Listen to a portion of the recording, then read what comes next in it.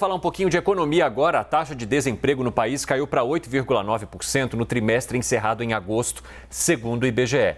O que isso significa? 9,7 milhões de brasileiros estão sem emprego. Muita gente. Mas esse é o menor patamar desde dezembro de 2015. Então, Priscila Yazbek já está aqui conosco para a gente ajudar a entender essa balança, né? Porque quando a gente fala em desemprego, né, Pri, é muito difícil você comemorar dados, porque a gente está falando de quase 10 milhões de pessoas desempregadas. Por outro lado, é preciso pontuar também que esse número de desempregados vem caindo.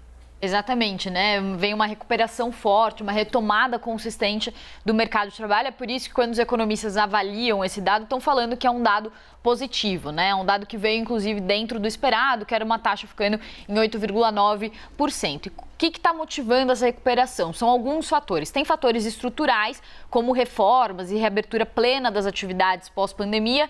Tem também uma retomada que está acontecendo por causa dos estímulos do governo, por causa do auxílio que subiu para R$600, antecipação do 13º do INSS, liberação do FGTS, o teto para impostos também, que ajudou a conter a inflação. Então, essa foi a parte que foi empurrada pelo governo. E tem também fatores externos ajudando. Então, nesse período de junho a agosto, o boom das commodities também acabou ajudando aqui a nossa economia. A gente vai ver aqui a trajetória, então, do desemprego. A taxa, então, ficou em 8,9%, desacelerou sobre o último trimestre encerrado em julho, de 9,1% para 8,9%.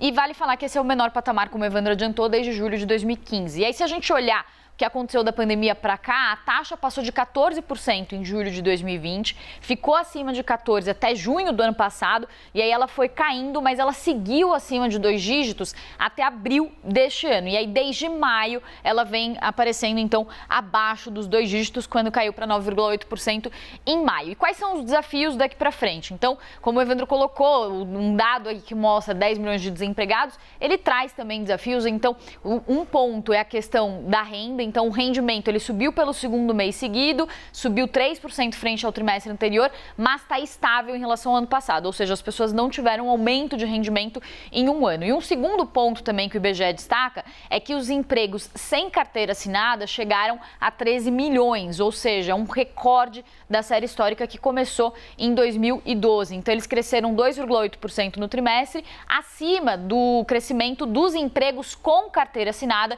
que cresceram 1,1%. Então, isso explica muito do que está acontecendo com o nosso mercado. Nosso mercado está se recuperando de uma forma muito forte, só que com empregos de pior qualidade. Esses empregos sem carteira são empregos de pessoas que trabalham terceirizadas, freelas, autônomos, então tem menos direitos, às vezes recebem menos e o próprio rendimento está mostrando isso, que é um emprego que vem retomando forte, mas sem aumento de salário. O rendimento pior, né? Fica estável em relação ao ano passado, está melhorando na variação do trimestre, mas ainda, por exemplo, se a gente comparar com antes da pandemia, está 5% abaixo do que era antes da pandemia, que é uma característica também comum de um mercado em recuperação, que tá voltando, mas volta aí com uma pior qualidade, até voltar depois a subir o rendimento e tudo mais. Que assim seja, né, Pri? Obrigada, viu? Obrigada.